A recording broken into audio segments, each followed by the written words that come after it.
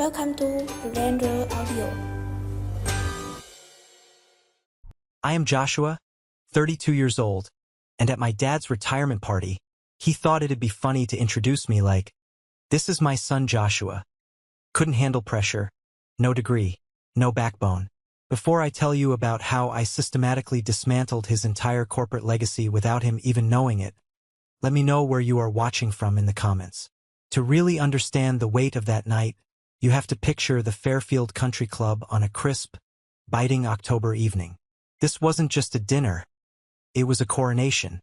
The main ballroom was glowing under massive, cascading crystal chandeliers that looked like they belonged in a royal palace. There were exactly 200 guests in attendance. These were the elite of the logistics and shipping industry. Men wearing tailored, midnight blue tuxedos that cost more than a reliable used car. Women in sweeping silk gowns, draped in diamonds that caught the light every time they moved. Champagne was flowing like water from an open hydrant, carried on silver trays by waiters who practically moved in synchronization. It was the kind of room where reputations in our city were built, fiercely protected, and quietly destroyed over plates of roasted tenderloin and expensive Pinot Noir. My father, Charles, stood on the main stage beneath a bright, focused spotlight. He had a wireless microphone resting casually in his hand, and he was soaking in the applause like a man who firmly believed he had earned every single drop of it. He was stepping down after 40 years of ruthless climbing in the logistics industry. He was a CEO, an undisputed titan of freight and supply chain, and this was his grand legacy speech. He spent the first 20 minutes thanking his executive board, his biggest clients, and his aggressive legal team. He even looked up to the ceiling and thanked God, which was ironic considering the only higher power my father truly worshipped was quarterly profit margins. Then, he moved on to the family section. He gestured expansively to the front VIP table, right below the stage. "My incredible wife Linda," he said, his voice deep and smooth. The room erupted in polite, warm applause. Linda smiled, adjusting her sapphire necklace, playing the part of the devoted, perfect matriarch flawlessly. Then he pointed to the man sitting next to her. "My son Carter, the incoming CEO of Evans Logistics." The room didn't just applaud. They gave a standing ovation. Carter stood up, buttoning his custom-tailored jacket, waving to the crowd with that polished, empty, politician-like smile he'd been practicing in the mirror since he was 16. He looked exactly like the kind of man born on third base who thought he had hit a triple. And then my father's eyes scanned the room, moving past the VIP section, past the middle tables, until they found me sitting near the back, near the kitchen doors. There was a smile on his face. It was the exact same smile I had seen since I was a little boy trying to show him a good report card. To the crowd, it looked warm and fatherly. But to me, knowing the man behind the mask, I knew it was razor-sharp underneath. It was the smile of a predator playing with its food. "And of course, my other son Joshua," he said, the microphone carrying his voice perfectly to every corner of the massive room. He paused. He let the silence hang in the air for a long, heavy 3 seconds. Just long enough to sharpen the knife before he drove it in. "Not everyone is cut out for pressure," he continued, a mock sympathetic sigh escaping his lips. "Some people try business school and quickly realize they just don't have the stomach or the backbone for the real world. No degree, no real ambition to speak of. But hey, at least he managed to put on a suit and show up tonight. Let's give him a hand for trying." The room laughed. 200 wealthy, successful people chuckled at my expense. It started as a ripple and turned into a wave of condescending amusement. I sat there in my standard-issue black suit, holding a heavy crystal glass of champagne that I hadn't taken a single sip of. My heart was pounding against my ribs, but on the outside, I was stone. I didn't flinch. I didn't shift uncomfortably in my seat. I didn't let my jaw tighten or my eyes drop. I refused to give him the satisfaction of a visible reaction. I had spent a lifetime practicing how to be invisible, and tonight I was going to use it. He kept talking, his voice as smooth as aged bourbon. "Maybe one day he'll figure things out. Until then, We keep him around for the entertainment value. More laughter rippled through the ballroom. People at the tables near me were actively turning their heads to look at me, their faces caught between pity and amusement. That was the exact moment the final thread snapped. I pushed my chair back. The harsh, scraping sound of the wooden legs dragging against the pristine hardwood floor sliced through the lingering laughter like a siren. The room went dead quiet. 200 pairs of eyes immediately shifted from the stage toward the back table. I stood up slowly, deliberately. I raised my crystal glass, pointing it directly toward the stage where my father was standing. His confident smile faltered for a fraction of a second, his eyes narrowing slightly as he realized I was going off script. "Congratulations on the retirement, Dad," I said. My voice was calm, steady, and incredibly loud. I didn't need a microphone. It carried perfectly across the dead-silent room, bouncing off the high ceilings. "You taught me a lot about business. You taught me about loyalty. And most importantly, you taught me exactly when it is time to walk away from a bad investment." Absolute silence. You could hear the faint hum of the industrial air conditioning overhead. I lifted the glass a few inches higher, staring dead into his eyes. "Cheers. This is the last time any of you will see me." I didn't throw the drink in his face. I didn't scream or curse. I just set the full glass down gently on the white linen tablecloth, the soft clink echoing loudly. I turned my back to the stage, pushed open the heavy oak doors of the ballroom, and walked out into the cool October air. I handed my ticket to the valet and drove away, leaving 200 of the city's most powerful people sitting frozen, completely silent, trying to process what they had just witnessed. Before I tell you how that single exit was the beginning of the end for Evans Logistics, we have to go back 12 years. We have to go back to the exact day my father officially calculated my worth and decided I was entirely expendable. My mother passed away from an incredibly aggressive form of breast cancer when I was just 8 years old. It was fast, it was brutal, and it didn't give our family any time to prepare or say the things we needed to say. I don't remember the sound of her voice very clearly anymore, but I remember the overwhelming smell of antiseptic in her hospital room. Most of all, I remember her hands. They were always warm, despite the illness, and they were always holding on to mine tightly, like she was desperately trying to anchor me to the earth before she was forced to leave it. The funeral was a blur of black umbrellas, heavy rain, and pitying looks from my father's business associates. But the mourning period in the grand Evans household didn't last long. My father was not a man who tolerated empty spaces in his life or his schedule. Barely 2 years later, he remarried. Linda walked into our sprawling, 6-bedroom colonial house, bringing with her a cloud of expensive floral perfume and a complete disregard for anything that came before her. She didn't come alone. She brought her son from a previous marriage, Carter, who was 3 years older than me. Her divorce had left her hungry for stability, and my father's massive bank account provided exactly that. Within a matter of months, it became painfully obvious that Linda and Carter weren't just new additions trying to blend into our family. They were the family. Carter adapted to our sudden wealth with terrifying natural speed. He was charming in a superficial way, played varsity lacrosse, and knew exactly how to talk to my father's wealthy business associates, laughing at their jokes and maintaining confident eye contact. My father looked at Carter and saw a blank canvas. He saw the exact version of a son he had always wanted to mold, a charismatic frontman for his corporate empire. The contrast in how we were treated wasn't just noticeable. It was something you could actively measure. Carter would bring home B- and C+ grades from his expensive private high school, and my father would praise him for his well-rounded social life and networking skills. I brought home straight A's, won state-level math competitions, and was met with a distracted nod from behind the morning newspaper. The disparities grew wider and more expensive. On Carter's 16th birthday, a brand-new, silver Porsche 911 appeared in our massive driveway, complete with a massive red bow on the hood. I watched from my bedroom window as my father handed him the keys, clapping him on the back. 2 years later, when I turned 16, I inherited Carter's old, dented sedan that smelled faintly of stale beer. Linda played her part flawlessly. She was the ultimate manipulator, operating purely in the shadows. In front of guests or extended family, she would rest a perfectly manicured hand on my shoulder and call me her sweet, quiet boy. But when the heavy wooden front doors closed, she orchestrated my complete erasure from the family dynamic. If my father invited us to a high-profile business dinner to learn the ropes, Linda would smoothly intercept.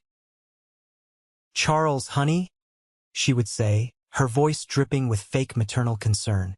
"Joshua has that big calculus exam coming up. He really needs to stay home and focus on his academics. We don't want to overwhelm him with business talk, do we?" My father, eager to avoid any domestic friction, always agreed. "Right? Good thinking, Linda." Joshua hit the books. "Carter, grab your coat. You're coming with me to meet the regional distributors." I became a ghost haunting my own childhood home. There was no physical abuse, no screaming matches that you see in movies. It was much worse. It was the absolute crushing weight of total apathy. The real breaking point, the moment the illusion shattered completely, happened when I was 20 years old. I was in my sophomore year at a solid, respectable business school. I was carrying a 3.8 GPA. For the first time in my entire life, I felt like I was thriving. I had discovered a deep, consuming passion for supply chain analytics. I loved the complex mechanics of how things moved across the country, the mathematical efficiency of routing systems, the raw logic of it all. Then, on a random, rainy Wednesday afternoon, my father called my cell phone. He told me to pack a weekend bag and come home immediately. He said we needed a family meeting. In a household entirely devoid of warmth, those two words were never followed by good news. I walked into his mahogany-paneled study. The walls were lined top to bottom with framed industry awards, photographs of him shaking hands with politicians, and plaques commemorating record-breaking fiscal years. He was sitting behind his massive, custom-built oak desk. Linda was standing right behind his thick leather chair, resting her hands on his shoulders, acting as a silent, physical endorsement of whatever was about to happen. Carter wasn't in the room. That should have been my first major clue. "Joshua," my father started, not even bothering to look up from the thick financial file folder open on his desk. "Take a seat. We need to make a strategic financial decision regarding the family's future." Strategic. That was his favorite word. It meant he had removed all human emotion from the equation. "Carter has officially been accepted into the MBA program at Wharton," my father continued, finally looking up and meeting my eyes. "It is a massive opportunity. It's a critical investment that is going to secure the future of Evans Logistics when he eventually takes over the helm." I felt the blood drain from my face. My stomach dropped, plummeting to the floor, because my analytical brain had already run the numbers and I knew exactly where this conversation was heading. "We've looked closely at the capital projections for the next 2 years," he said, his voice entirely devoid of warmth or hesitation. "And the reality is we simply cannot comfortably fund both your undergraduate tuition and his advanced program at the same time. The liquid capital is tied up in new warehouse acquisitions. So we've made the decision that you will be taking a break from your college program. Just temporarily, of course." Linda offered me a soft, deeply sympathetic smile that absolutely did not reach her cold, calculating eyes. "You can always go back and finish your degree later, sweetheart. Carter's timeline is just a bit more critical right now for the company's succession plan." I stared at my father, my chest tightening. I thought about the college fund. "You promised Mom," I said, my voice shaking just a little bit before I steadied it. "Before she died, you promised her you would support my education. There was a fund." My father's jaw clenched. A flash of irritation crossed his face. He hated being reminded of his first wife, of promises made to a dying woman. "Circumstances change, Joshua. The market changes. Carter is an investment in our legacy. You need to understand the ROI here. I need returns on the money I spend. Return on investment. That's what I was to him. A line item on a spreadsheet. A bad investment that needed to be liquidated." I didn't yell. I didn't flip the heavy oak desk. I didn't cry or beg for him to reconsider. I sat there in the heavy silence and realized, with absolute, terrifying clarity, that if I stayed, I would spend the rest of my life begging for scraps from a man who didn't even want me in his house. I stood up. "I understand," I said simply. I walked upstairs to my room, packed a single canvas duffel bag with a few changes of clothes, took the $200 I had saved from a summer landscaping job, and walked out the front door. I didn't look back at the Porsche in the driveway. He wanted ROI. Fine. I was going to build an empire out of nothing, and I was going to make sure he never got to claim a single percentage of it. Rock bottom is never cinematic. It doesn't come with a dramatic soundtrack or rain pouring dramatically over your face. Rock bottom is incredibly quiet, and it smells like stale grease and cheap, powdered laundry detergent. I took a Greyhound bus to Boston, leaving Connecticut and the Evans name far behind me. My first apartment wasn't really an apartment. It was a cramped, freezing 400-square-foot studio located directly above a 24-hour laundromat in a rough part of town. The walls were so paper-thin I could hear my neighbors arguing about fantasy football and unpaid bills at 2 in the morning. The radiator in the corner clanged violently, like it was angry at the world, but barely put out any heat. I couldn't afford a bed frame or real furniture, so I slept on a used mattress directly on the hard linoleum floor for the first 6 months.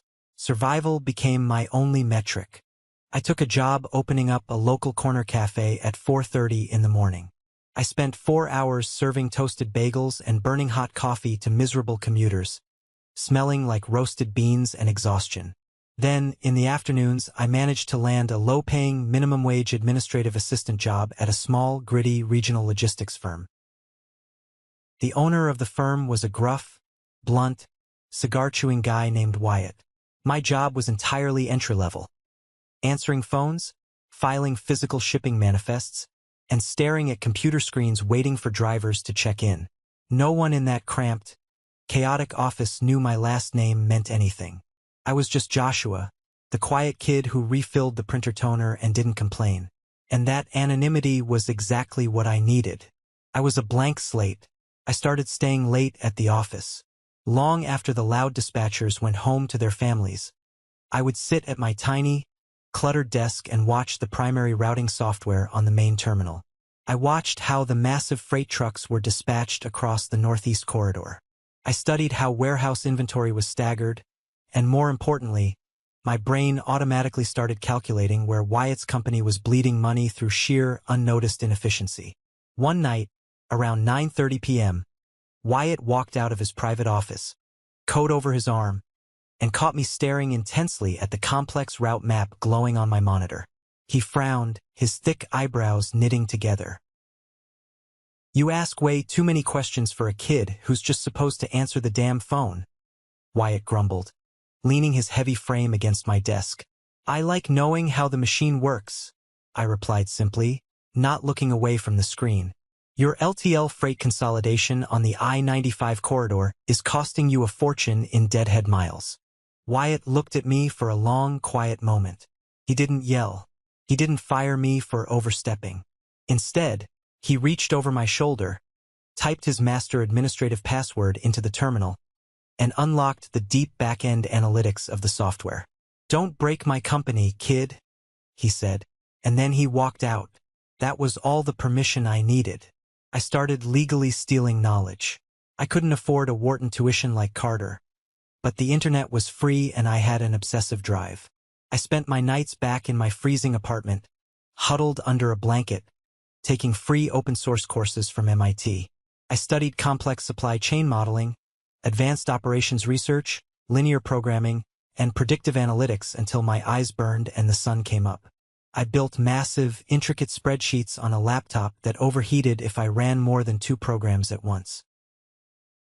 I realized very quickly that my father was completely wrong about me. I wasn't just okay at business. I possessed a terrifying, natural genius for systems. Systems are completely honest. Numbers don't lie, they don't play favorites, and they don't care who your mother was. Within 2 years, I wasn't an administrative assistant anymore. I was secretly rerouting Wyatt's entire fleet. I optimized carrier negotiations and completely overhauled his inventory management. By year 3, I had saved his firm over $500,000 in wasted fuel and overtime pay.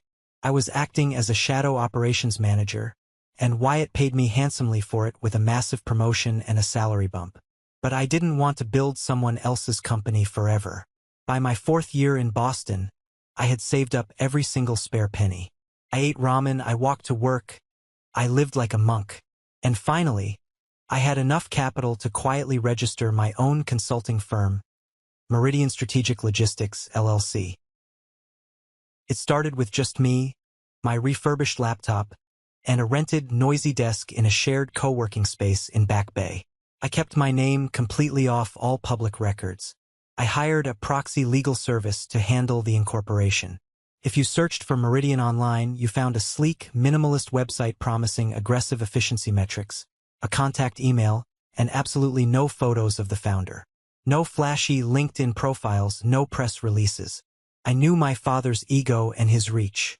If Charles ever caught wind that the son he kicked out was building a rival firm in his specific industry, he would use his immense capital and vendor leverage to crush me before I even secured my second client.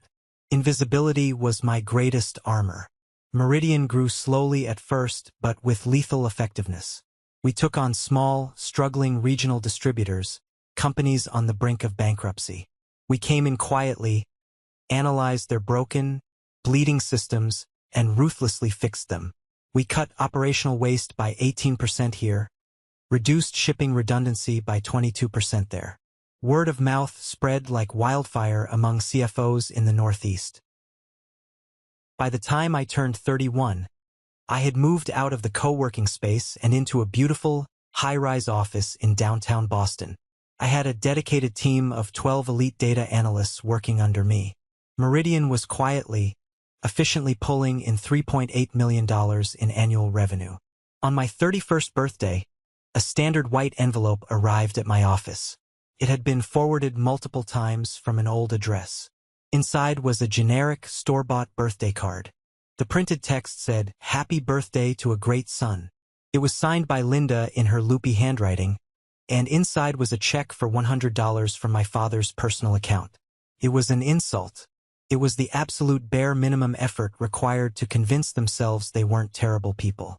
I stood by the window, looking out over the Boston harbor. I didn't feel anger. I just felt cold resolve.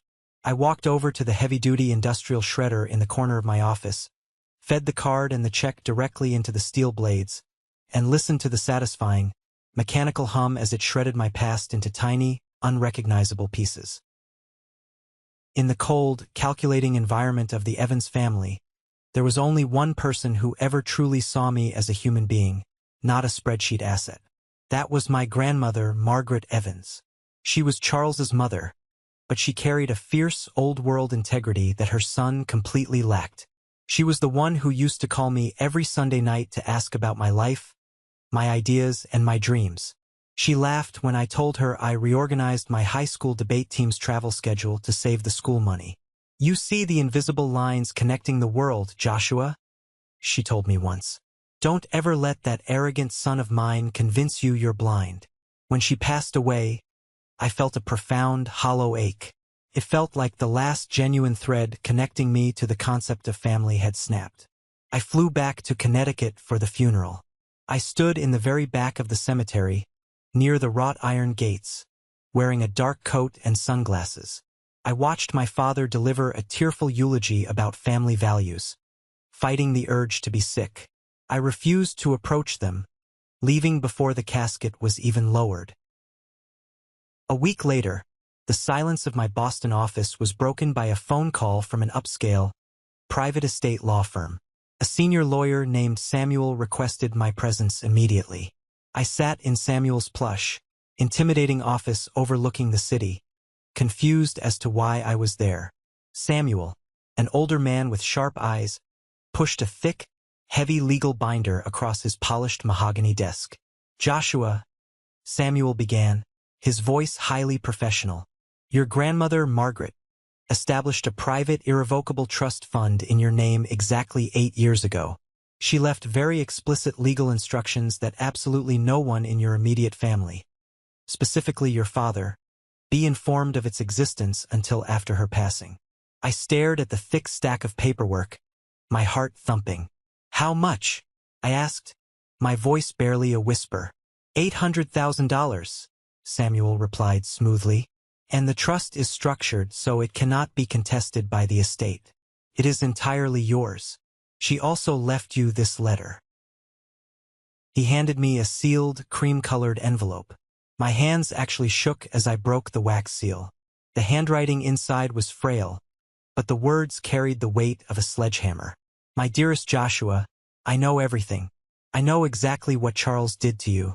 I know he drained your mother's college fund to pay for that arrogant, empty-headed boy of Linda's.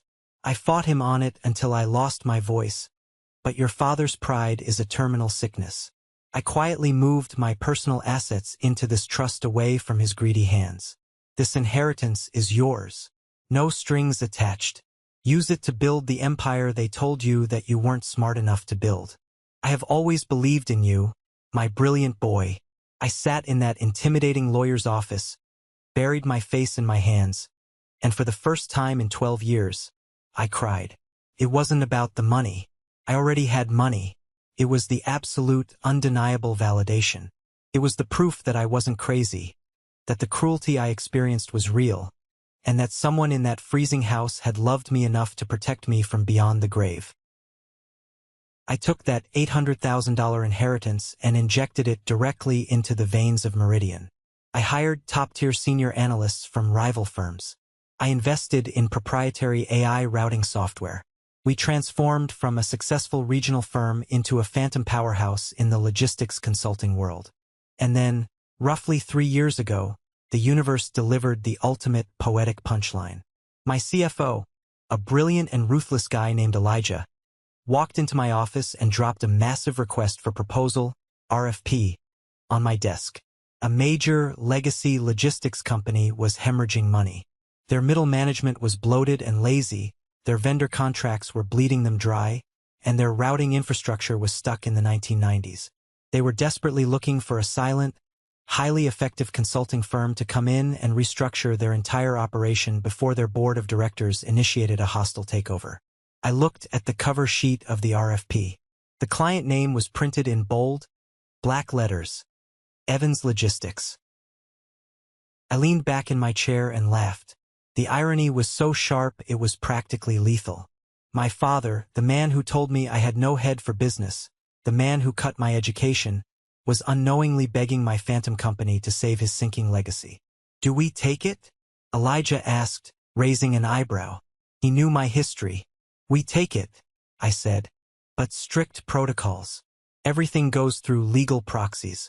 Virtual meetings only, cameras off. They deal with you, not me.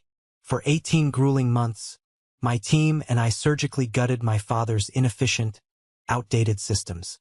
We ruthlessly fired redundant middle managers. We aggressively renegotiated toxic carrier contracts. We built them a brand new, highly efficient digital infrastructure. The results were staggering. Meridian improved Evans Logistics' operational efficiency by a massive 40%. We saved them millions of dollars in wasted revenue and single-handedly stabilized their falling stock price. We became the invisible backbone of his empire. And my father, sitting in his corner office, had absolutely no idea that the savior of his legacy was the very son he had thrown away like garbage. Which brings us directly back to the present. To the deafening silence following my dramatic exit from the Fairfield Country Club retirement party. When I walked out of that ballroom, I didn't just leave a party. I initiated a carefully calculated countdown. The very next morning, my personal phone began blowing up with texts from aunts, uncles, and cousins I hadn't spoken to in over a decade. Linda had gone to work immediately, aggressively spinning a narrative to protect my father's pristine public image. The texts read things like, Joshua, we heard you had a terrible mental breakdown at the party. Your dad is so worried about you. And, sweetie, Linda said you were acting unstable and aggressive. Please get psychiatric help. They were desperately trying to frame my calm, calculated exit as the erratic behavior of an unstable, jealous son who couldn't handle his brother's success. If I was just crazy, then anything I said could be dismissed. If I was having a breakdown, then my father remained the tragic, long-suffering victim. It was textbook gaslighting. I didn't reply to a single message. I let them build their little house of cards, fully aware that I was holding the match that would burn it down.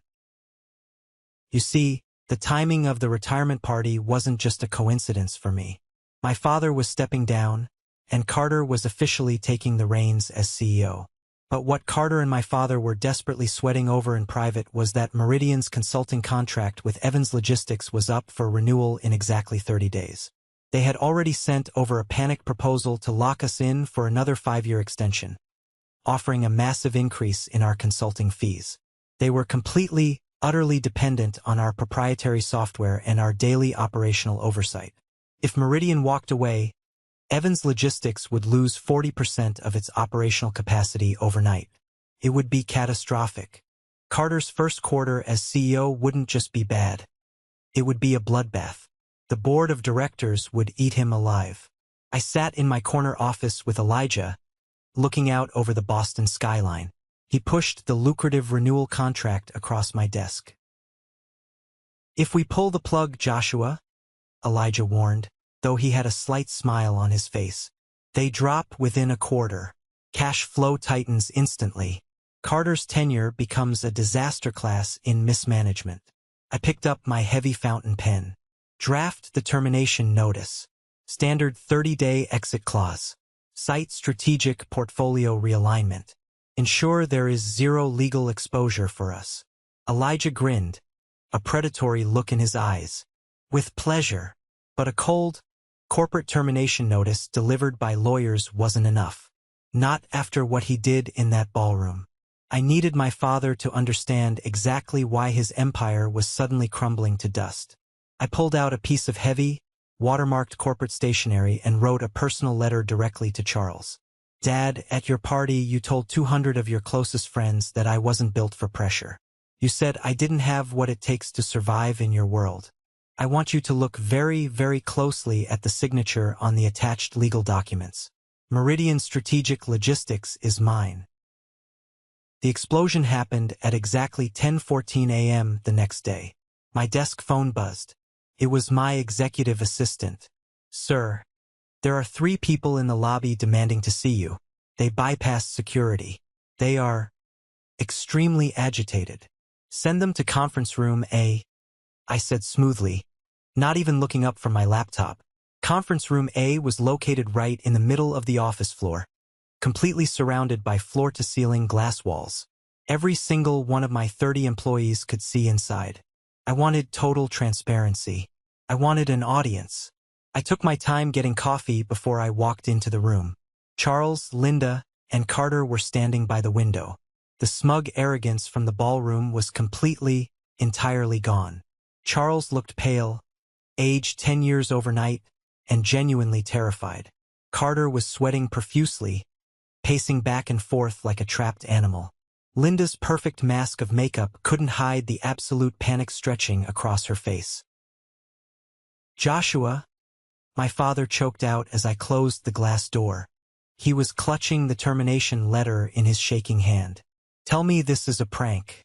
Tell me this is some kind of sick, elaborate revenge joke."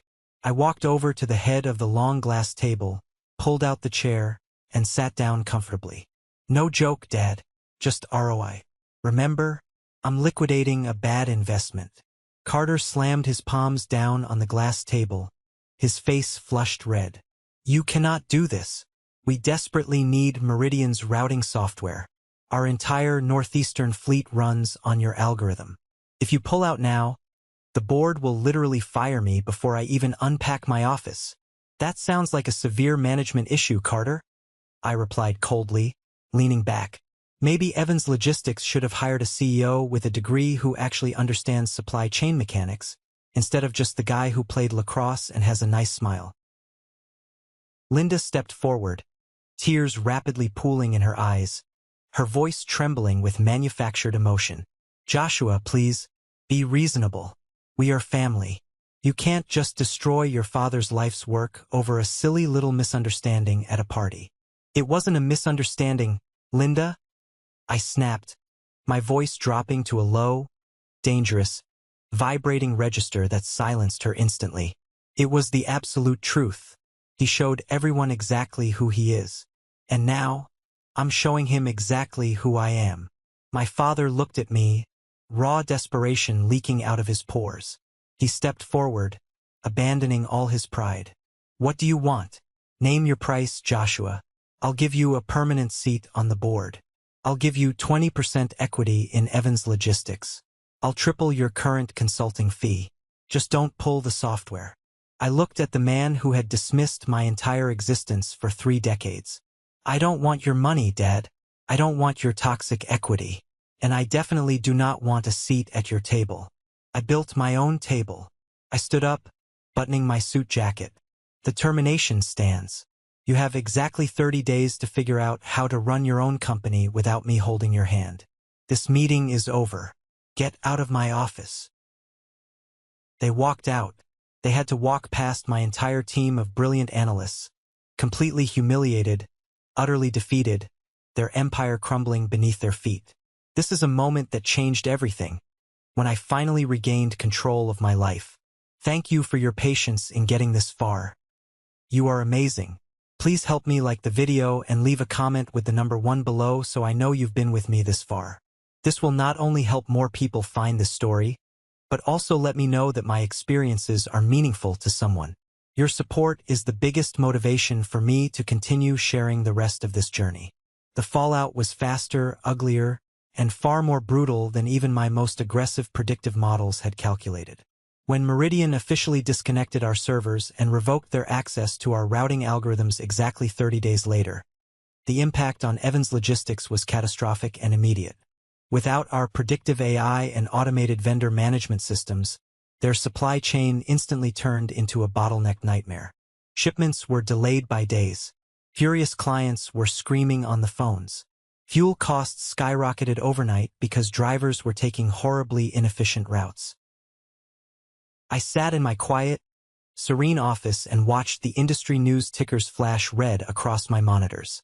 2 weeks after the split, my personal cell phone rang. It was Christopher, one of my father's oldest business partners and a major stakeholder in Evans Logistics. I had met him a few times as a kid. He sounded frantic, out of breath. Joshua, what the hell is going on over there? Christopher demanded, skipping the pleasantries. Charles is scrambling like a madman. The company is bleeding cash. Is the rumor true? Are you seriously the guy behind Meridian? I am, I said simply, taking a sip of my coffee. Why in God's name did you pull the contract? He's your father. You're tanking the stock. He made a strict business decision 12 years ago that my education wasn't a worthwhile investment. I replied, my voice perfectly steady, completely devoid of emotion. I just made a strict business decision that Evans Logistics is no longer a viable, stable client for my firm's portfolio. It's strictly business, Christopher. You understand ROI, don't you? Christopher went dead silent. He was a corporate shark, and sharks immediately recognize blood in the water. Good God, he muttered, his voice dropping. Carter has absolutely no idea what he's doing over there. Does he? No, I said calmly. He doesn't have the slightest clue. Within 2 agonizing months, the internal crisis exploded into the public domain. Evans Logistics was forced to issue a press release announcing a massive strategic restructuring. They laid off 70 hardworking employees right before the Thanksgiving holidays just to stop the financial hemorrhaging. Major legacy clients, seeing the massive drop in performance metrics, started exercising their exit clauses, canceling their long-term contracts and moving their freight to competitors. Carter's first quarter as the newly minted CEO was an unmitigated disaster. The board of directors held an emergency, closed-door meeting. They didn't fire him immediately. That would have been too publicly embarrassing for Charles, but they effectively neutered him. They stripped Carter of all his actual decision-making power, bringing in an aggressive outside crisis management firm to babysit him. Carter became a CEO in name only, a glorified, highly paid mascot sitting in a massive corner office while the company burned to the ground around him. But the financial ruin, the loss of wealth, wasn't the worst part for my father. It was the public humiliation. In the elite, insulated business circles of our city, secrets simply do not stay secret. The story of the retirement party, how Charles had arrogantly mocked his own son on stage, only to discover weeks later that the very same son owned the company keeping him from total bankruptcy, spread like a wildfire through the country clubs and boardrooms. I heard from a reliable industry colleague that Charles attended an annual logistics gala a few months later. He walked into the grand ballroom, expecting the usual deferential handshakes and backslapping. Instead, people politely but quickly excused themselves when he approached. He ended up sitting at his expensive VIP table, eating his catered dinner almost entirely alone. People in our industry are ruthless, yes, but they deeply respect loyalty and competence. When other powerful CEOs looked at Charles now, they didn't just see a man whose company was losing millions. They saw a man who was so blinded by arrogance that he had actively tried to destroy his own flesh and blood. They saw a massive liability. Disloyalty in business is a highly contagious disease, and absolutely no one wanted to catch what Charles Evans had. Sitting in my office, looking at the success I had built, I didn't celebrate their downfall. I didn't pop a bottle of champagne or gloat to my employees. I just felt a profound, overwhelming sense of peace and finality. My grandmother Margaret had been absolutely right all those years ago. Sometimes you don't actually have to actively destroy the people who hurt you. You don't need to seek revenge. You just have to stop carrying them, stop holding them up, and simply step out of their way. Gravity, and their own incompetence, will do the rest of the work for you. I had spent my entire adult life quietly trying to prove that I was worthy of occupying a small space in my father's world. By walking away and letting his house of cards collapse under its own weight, I finally realized something incredibly freeing. His world was incredibly small, pathetic, and fragile, and I had outgrown it a very long time ago. 6 months after the complete and total severance of the Meridian contract, my life had settled into a quiet, focused rhythm. The chaotic noise of my father's collapsing empire had faded into the background, becoming nothing more than occasional headlines in local business journals. I was no longer checking the industry news tickers. I was no longer interested in the daily stock price of Evans Logistics. They were no longer my problem. I had successfully excised the tumor from my life, and I was finally learning what it felt like to breathe without the constant, suffocating weight of my father's expectations pressing down on my chest. But just when you think you have completely closed a chapter, the past has a funny way of knocking on your door to deliver one final, devastating footnote. It was a rainy Tuesday afternoon in April. The Boston skyline was hidden behind thick, gray clouds, and the rain was lashing aggressively against the floor-to-ceiling windows of my office. My assistant knocked softly on my door and told me I had a personal phone call on line 2. She said the man on the phone claimed to be my uncle, David. I stared at the blinking red light on my desk phone. Uncle David was my father's younger brother, but in the grand, carefully curated narrative of the Evans family, he practically did not exist. David was the black sheep. He was an architect, an artist, a man who built low-income housing projects instead of pursuing ruthless corporate monopolies. My father despised him for his lack of ambition, and had quietly pushed him out of the family circle decades ago. I had not spoken to David since I was a teenager. I picked up the receiver. "David? It's Joshua." "Hello, Joshua." His voice came through the line, raspy and tired, sounding so much older than I remembered. "I know this is incredibly sudden. I know we haven't spoken in years, but I've been reading the industry news. I saw what happened with your father's company. I heard the rumors about Meridian." "The rumors are completely true," I said flatly, offering no apologies. "It was a business decision." "I know it was," David replied, his tone entirely free of the judgment I had expected. "And I am not calling to defend Charles. I am calling because there is something you need to know. Something I should have told you 12 years ago, but I was a coward. I need to see you in person, Joshua. Today." There was an urgency in his voice that made the hairs on the back of my neck stand up. I agreed to meet him at a quiet, out-of-the-way diner in South Boston, far away from the financial district and the prying eyes of corporate executives. When I walked into the diner an hour later, the smell of cheap coffee and frying bacon filled the air. I spotted David sitting in a back booth. He looked fragile. His hair was completely white, and he wore a faded corduroy jacket. He looked nothing like the polished, aggressive men in the Evans family. He looked like a man carrying a very heavy secret. I slid into the vinyl booth across from him. We didn't exchange pleasantries. He pushed a manila envelope across the sticky table toward me. "When your father told you that he didn't have the liquid capital to pay for your tuition," David began, staring down at his black coffee. "When he told you that Carter was the better investment and that you had to drop out of school, do you remember what you said to him?" "I told him he promised my mother," I answered, the memory still bitter on my tongue. "I reminded him about the college fund she wanted to set up before she died." David looked up, his eyes shining with unshed tears. "She didn't just want to set it up, Joshua. She did set it up." The diner around me seemed to instantly drop in temperature. I stopped breathing for a second. "What are you talking about?" "Your mother, Sarah, was a brilliant woman," David said softly, "and she was far more observant than Charles ever gave her credit for. When she got sick, she knew her time was terribly short. She also knew exactly who your father was. She knew that Charles only valued things he could control. She was terrified that if she died, you would be left completely at his mercy." David reached out and tapped the manila envelope. "In the last few months of her life, she secretly liquidated a significant portion of her own family inheritance. She didn't use an aggressive corporate lawyer because she didn't want to alert Charles. She quietly set up a dedicated college fund entirely in your name. It was enough money to cover 4 full years of tuition at any Ivy League university in the country, plus living expenses. She wanted to guarantee that no matter what Charles did, your education and your future would be absolutely secure." My hands felt numb. I stared at the envelope, but I couldn't bring myself to touch it.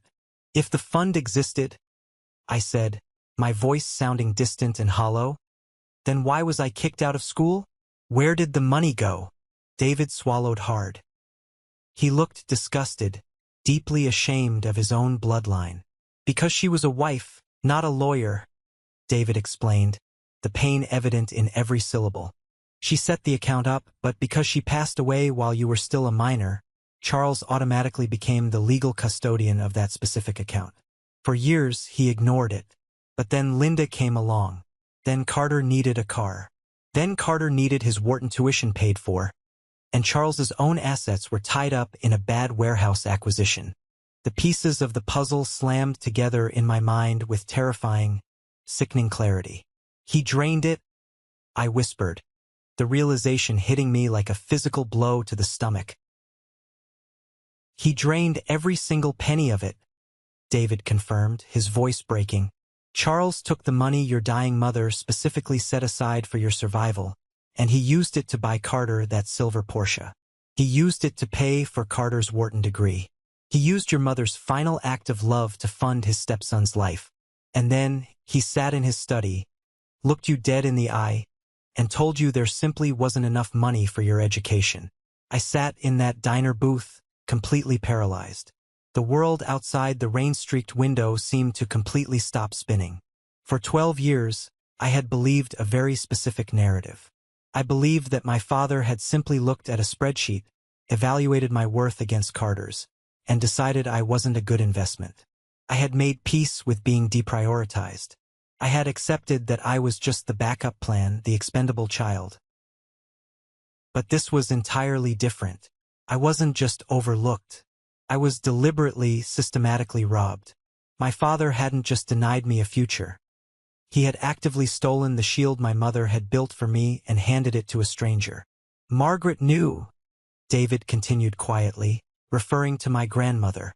She found out about the college fund a year after you left for Boston. She had a screaming match with Charles that shook the foundation of that house. She threatened to expose him to the entire family. That is exactly why she hired Samuel, the most ruthless estate lawyer in Boston, to set up that irrevocable trust fund for you. She knew she couldn't recover the money Charles stole from your mother, but she made absolutely certain he could never touch the wealth she was leaving you. Everything finally made perfect sense. The urgency surrounding Carter's MBA program. The cold, mechanical way my father had dismissed me from his study. The fiercely protective letter my grandmother had left with my inheritance. It wasn't just familial preference. It was a massive, unforgivable theft. "Why are you telling me this now, David?" I asked, my voice barely a raspy whisper. "Why wait 12 years? Because your father's empire is currently burning to the ground," David said firmly, his eyes locking onto mine. "And I know that society and the extended family will eventually try to pressure you into feeling guilty. They will tell you to forgive him. They will tell you to step in and save him because he is your father. I needed you to have the absolute, undeniable truth in your hands. I needed you to know that you owe that man absolutely nothing. The truth belongs to you, Joshua, not to him." I took the manila envelope. Inside were the old bank statements, the transfer records, the undeniable paper trail of a father stealing from his own son. I thanked David, paid for his coffee, and walked out into the pouring rain. I didn't go back to the office that afternoon. I drove to my apartment, locked the door, and completely broke down. I wept for the 8-year-old boy holding his dying mother's hand in that sterile hospital room. I wept for the 20-year-old kid packing his single duffel bag, believing he was entirely worthless. The anger I felt was no longer a sharp, driving force. It was a deep, bottomless ocean of grief. That revelation, the final puzzle piece of my father's true nature, was the catalyst that finally pushed me into therapy. For over a decade, I had used my work as a perfectly constructed suit of armor. I had built Meridian Strategic Logistics not just as a business but as a fortress. I believed that if I became successful enough, wealthy enough, and powerful enough, the rejection of my past could never touch me again. But sitting in that diner with Uncle David made me realize that armor is incredibly heavy. You can survive inside a fortress, but you cannot truly live in one. A month later, I found myself sitting in the calm, neutrally decorated office of Dr. Julian, a highly respected clinical psychologist in Beacon Hill. Dr. Julian was a perceptive, quiet man who specialized in high-performing executives dealing with complex family trauma. He didn't offer me cheap platitudes or tell me to just let it go. He listened to my entire story, the party, the college fund, the secret company, the ultimate revenge. "You present yourself as a man who has completely won the war, Joshua," Dr. Julian said during our third session, adjusting his glasses. "You outsmarted them. You built a superior company. You took back your power. But you are sitting in my office vibrating with tension. Why?" I stared at the intricate pattern on his Persian rug. "Because I don't know how to turn it off. I spent 12 years waiting for the other shoe to drop. I spent 12 years preparing for a fight. Now the fight is completely over. The enemy is defeated, and I have no idea what to do with my hands." "You built extreme competence as a survival mechanism," Dr. Julian explained, his voice incredibly gentle but firm. "When a child is denied basic love and security, they often substitute it with achievement. You believed that if you became undeniably useful, you could not be discarded again. But Joshua, the war is over. Your father has no power over you. He has no money to hold over your head. He has no authority. You do not need to wear the armor to the grocery store anymore." Therapy was the hardest work I have ever done. It was significantly harder than building predictive routing algorithms or negotiating million-dollar carrier contracts. It required me to look at the darkest, most vulnerable parts of myself and admit that I was deeply, profoundly hurt. Over the next year, Dr. Julian helped me systematically dismantle the hypervigilance that had defined my entire adult life. We talked extensively about the concept of the golden child and the scapegoat. We discussed how Linda had manipulated the environment, and how my father's extreme narcissism made him view his children purely as extensions of his own ego. "You didn't just walk away from a family," Dr. Julian told me one afternoon. You walked away from a cult of personality centered entirely around Charles Evans. And stepping out of that requires deprogramming. As I healed internally, Meridian continued to flourish externally. Without the massive, time-consuming anchor of Evans logistics draining our resources, my team and I were free to expand into entirely new verticals. We took on major contracts in international freight forwarding and cold chain pharmaceuticals. We hired 10 more elite analysts. I promoted Elijah, giving him a significant equity stake in the company because loyalty and hard work should be rewarded, not exploited. I was no longer working 100-hour weeks out of pure, frantic spite. I was working because I genuinely loved the puzzles of logistics. I started taking actual weekends off. I traveled to Europe, not for business but just to walk through museums and look at the architecture. I started dating again, being completely honest about my past and my boundaries. Meanwhile, the news regarding my former family continued to trickle in, painting a picture of a slow, agonizing collapse. Evans Logistics managed to avoid total bankruptcy, but just barely. They were forced to sell off their most lucrative regional warehouses to a massive conglomerate just to stay afloat. They downsized their corporate headquarters from a sprawling glass high-rise to a modest office park in the suburbs. Carter was quietly asked to resign by the board of directors. His golden boy charm was completely useless when faced with angry shareholders demanding actual operational results. Without his hefty CEO salary and his father's blank checkbook, Carter's expensive lifestyle caught up with him quickly. I heard through the grapevine that his wife filed for divorce, taking full custody of their expensive assets and leaving him scrambling to pay the legal fees. As for my father, the stress of watching his legacy shrink took a massive physical toll on him. He stepped entirely out of the public eye. The man who once craved the spotlight, who needed 200 people to applaud his every word, was now living quietly, managing the shrinking remnants of his wealth. Occasionally, Linda would try to reach out. She would send emails to my corporate address, filled with fake nostalgia and subtle guilt trips. Joshua, your father's health isn't what it used to be. Family should stick together during hard times. Please call us. I never responded. I simply set up a permanent filter to send her emails directly to the trash bin. I didn't hate them anymore. Hate requires a massive amount of energy. Hate is a form of active attachment. It keeps you orbiting around the people who damaged you. I simply felt absolute, profound indifference. They were strangers who shared my DNA, and their drama no longer belonged in my universe. I had finally achieved the ultimate form of freedom. I simply did not care what they thought of me. It was a bright, clear Sunday morning in late May. The air was crisp, and the trees were finally starting to show vibrant green leaves after a long, brutal New England winter. I drove my car, a quiet, reliable SUV, not a flashy sports car, out to the sprawling cemetery in Connecticut. I parked near the iron gates and walked the familiar path up the gentle hill. The cemetery was incredibly peaceful, the only sound being the wind rustling through the ancient oak trees and the distant chirping of birds. I stopped in front of a beautifully polished granite headstone. The engraving read, Margaret Evans, beloved mother, grandmother, and fierce protector. I didn't bring expensive, elaborate bouquets of flowers. I just brought a simple, single white rose, and I laid it gently on the fresh spring grass at the base of the stone.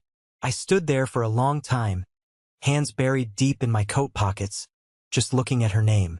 You were right, Grandma, I said quietly, my voice carrying easily in the silent morning air. You were completely right about all of it. The systems, the numbers, the leverage. But most importantly, you were right about the truth. The truth really is enough. I thought about the massive journey of the last 14 years.